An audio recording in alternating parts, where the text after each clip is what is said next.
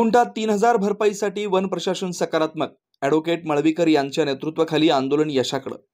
वन्य प्राण्यांनी पाटणे वन विभाग क्षेत्रातील शेतकऱ्यांचं झालेलं नुकसान लक्षात घेता ॲडव्होकेट संतोष मळवीकर यांनी नुकसानग्रस्त शेतकऱ्यांना भरपाई मिळावी यासाठी आंदोलन केलं. ॲडव्होकेट मळवीकर यांच्या नेतृत्वाखालील या आंदोलनास कोल्हापूर जिल्हा वन खात्यानं सकारात्मक प्रतिसाद दिला. गुंठ्याला 3000 रुपये याप्रमाणे भरपाई देण्याबाबत वन प्रशासन सकारात्मक असल्याचं दिसून आलं. वन अधिकाऱ्यांनी ॲडव्होकेट मळवीकर यांच्यासह नुकसानग्रस्त शेतकऱ्यांची भेट घेऊन नुकसान भरपाई आणि वन्य प्राण्यांचा कायमस्वरूपी बंदोबस्त या मागण्यांसह 10 मागण्यांवर सविस्तर चर्चा केली. या मागण्यांसंदर्भातील अहवाल 2 दिवसातच शासनाकडे पाठवून हा प्रश्न निकाली निघण्याची शक्यता वन अधिकारी गुरुप्रसाद यांनी वर्तवली.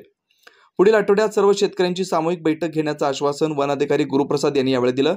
यावेळी पाटणे वन विभागाचे प्रमुख प्रशांत आवळे, चंदगडचे प्रमुख भोसले, विवेक गावडे, सोमनाथ चांदेकर, सुधाकर गावडे, शामराव गावडे, अनिल गावडे उपस्थित होते. अन्वेषण लाईव्ह न्यूजसाठी चंदगडहून तातोबा गावडा.